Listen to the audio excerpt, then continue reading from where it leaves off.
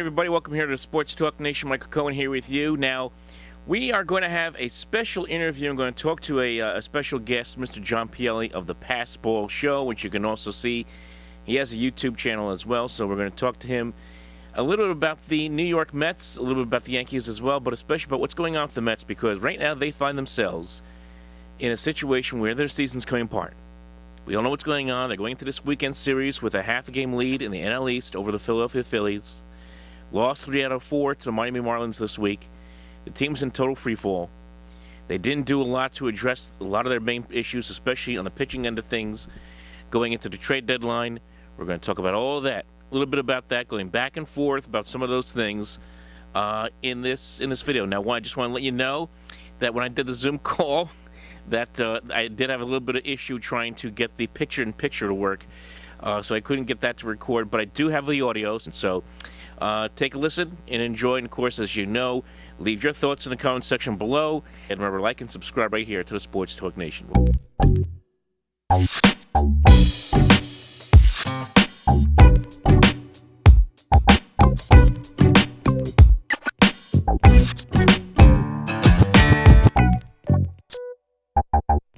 All right, folks, welcome aboard here, Sports Talk Nation. Michael Cohen here with you, and we got a special guest on the line. We're going to talk a little Mets. We're going to talk a little bit about the Yankees as well, trade deadline, everything that's going on right now. And that joining us is, well, I call him an expert, especially at baseball, and he is the host of the Pass Ball Show. You can find him on YouTube as well, and that is John Pielli. John, what's going on, man? Hey, what's going on, Michael? It's a pleasure to talk to you. Oh, it's a pleasure, man. And as we were talking about this off air, I guess we're getting ready for another second half collapse circa 2007 and 8 right now, the way things are going with the Mets. It's funny, man. You think like in some ways things change, but in other ways they kind of stay the same. And you just get the sense, and this is my honest opinion when it comes to the Mets this year. I like the fight that they have. I like the fact that they never seem to be out of any game. They have good camaraderie amongst themselves, but they've never seemed to be able to separate themselves from their opposition. When they were winning a lot of games earlier in the year, they were winning a lot of one-run games. Yep. They were winning a lot of games that maybe they were down a run in the 7th, 8th inning and came back to win by 1 run. Yes, all wins are great, but you never got the sense that they had any superiority over the competition that they were going up against. And now that they just continue to struggle to score runs, Jacob deGrom's not out there pitching every 5th day. Overall, their starting pitching's kind of not the same. They seem to be in just a very vulnerable position right now. And I'm not going to quit and say that it's all over for them, but they definitely face a tough road going ahead. They really do. And you and I both have chimed on with this on Twitter, social media, with a lot of fans about who's to blame for this. Everyone wants to blame the manager. For one, overall I think Luis Rojas has done a pretty good job. I mean, it's not let's say necessarily Gabe Kapler with the San Francisco Giants, where they've just came out of nowhere and won 64 games to this point in the year. But I thought he's done a fair job with this team.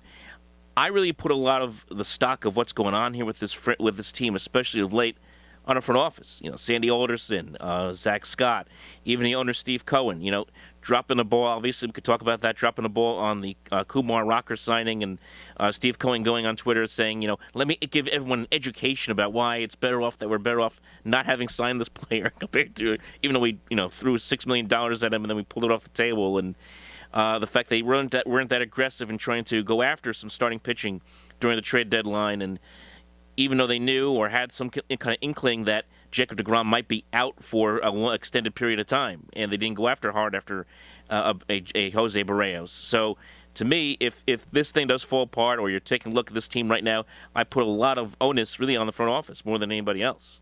Yeah, and I think the thing that is kind of tough to look into it from that perspective is, in the end, we don't really know what was out there. Yeah. You could say Jose Barrios would have been a great fit for the Mets, but at what cost would that have been? Right. Did they want Jeff McNeil and Francisco Alvarez, or some ridiculous package that, if Brody Van Wagenen was the general manager, he'd make that deal in a heartbeat. So, we went from a couple years ago where we were kind of blasting our general manager for being too aggressive with trades and basically parting with all of our young talent.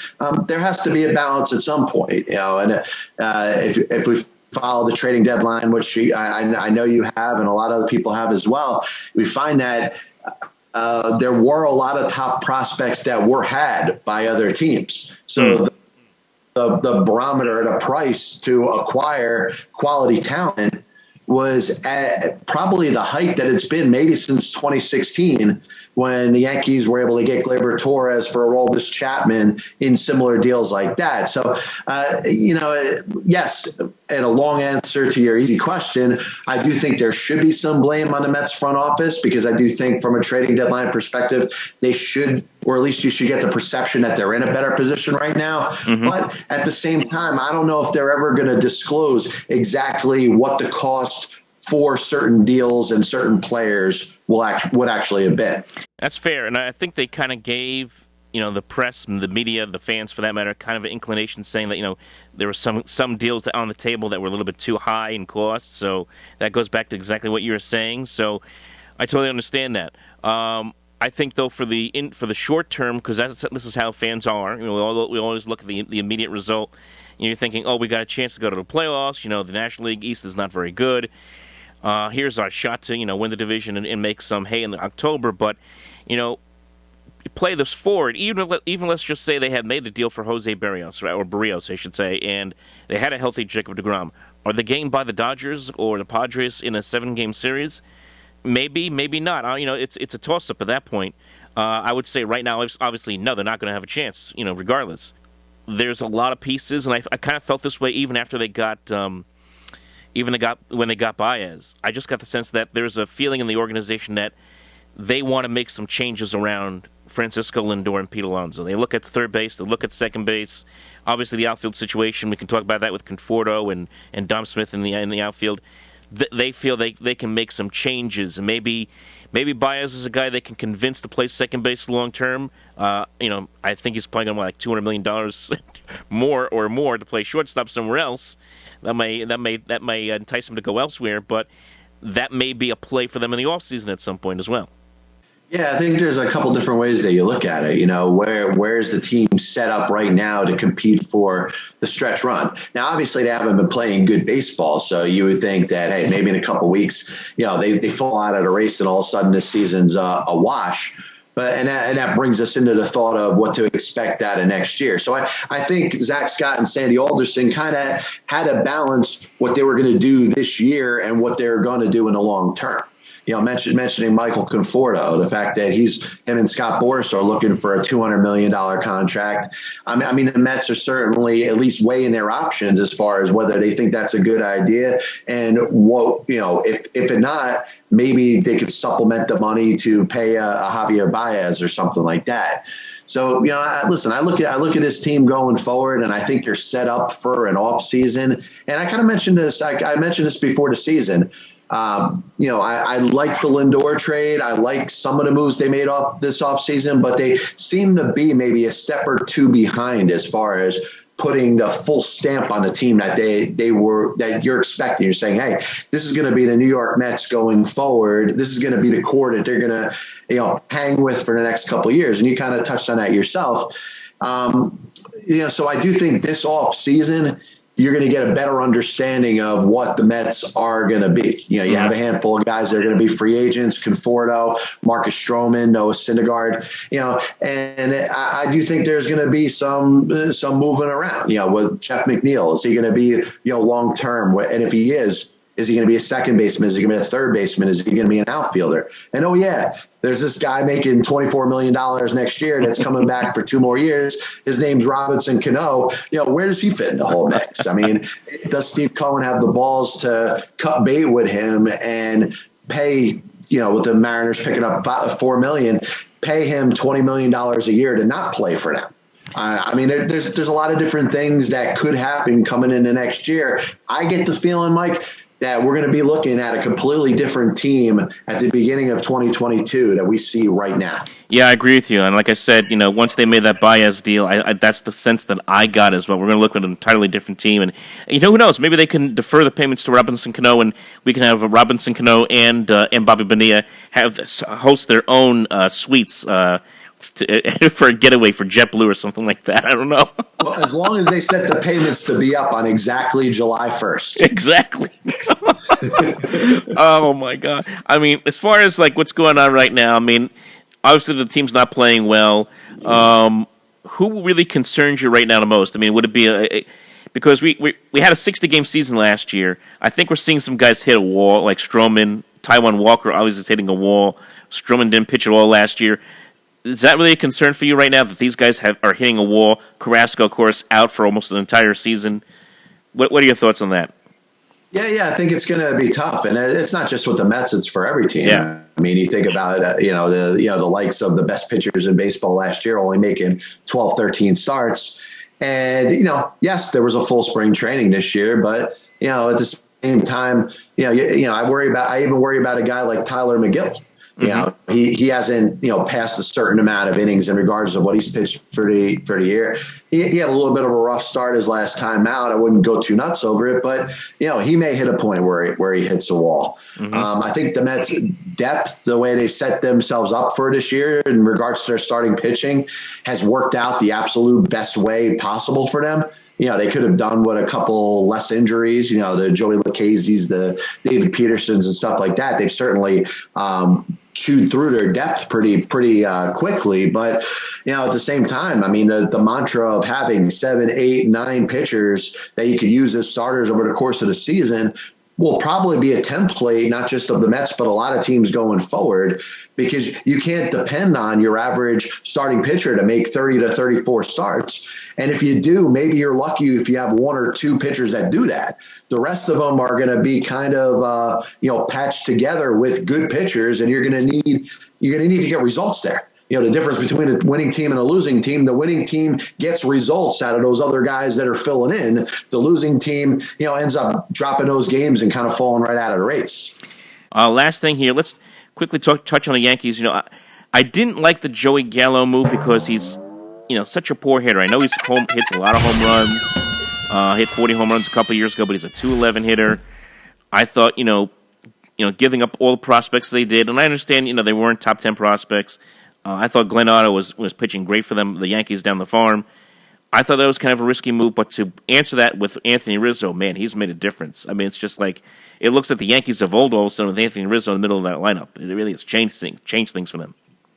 Yeah, it's funny. I was looking at the Yankees' approach, and I saw the word they were going to get Gallo, and the way they did it by getting the Rangers to pay, the rest of his salary this year and staying under the luxury tax threshold. The Rizzo move kind of came out of nowhere. I'm like, listen, how are the Yankees going to pull that off and stay under the luxury tax threshold too? And they managed to do that too. But I think if you look at it with just Joey Gallo, I totally understand what you're saying. Yeah. But you add him and Anthony Rizzo to that lineup, there's really no excuse for that team from an offensive standpoint not to perform. I mean, you got Judge. At some point, people are going to forget that Giancarlo Stanton's even on that team. I mean, you get through that lineup 1 through 6 or 1 through 7. It's hard to imagine too many lineups in baseball that can compete with that. Obviously, the Yankees' biggest issue is going to be having enough starting pitching. The COVID situation has kind of beat them up again with Garrett Cole being out now and Jordan Montgomery being on the COVID list. Mm-hmm. So, I mean, they're going to need to get enough starting pitching, I think, in a 5-game or a 7-game series to be able to compete with the likes of the other teams in the American League. Yeah, I mean, it's amazing with them, too, because they're right there for the second wild card. Oakland's come back to the pack a little bit. Seattle's kind of come back to the pack a little bit. And all of a sudden, the Yankees are right there. Even in the AL East, for that matter, the Red Sox and the Rays have had some tough times of late, and they've come back to the pack. The Yankees are only 6 out. So all of a sudden, a team that looked like it was going to, blow everything up and fire everybody, all of a sudden, they're right in the mix at both races. Yeah, they are, and I wouldn't rule the Toronto Blue Jays out either. Yeah, I mean, true. they had a pretty aggressive deadline. They got Brad Hand. They seem to really have it together, and you kind of know that they're all in. To me, that's the most interesting division in baseball to follow the whole rest of the year. Yeah. I believe in Boston. I think that they actually, and I will actually contradict myself by saying this.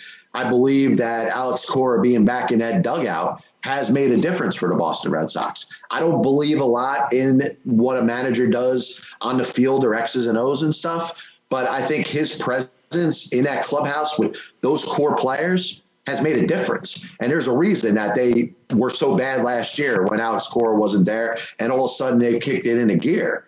The Rays, it seems like whatever they do seems to work. They trade Blake Snell. They don't sign Charlie Morton. They replace him with whoever. Tyler Glass now is having Tommy John surgery, and whoever they have on the mound is going out there throwing zeros.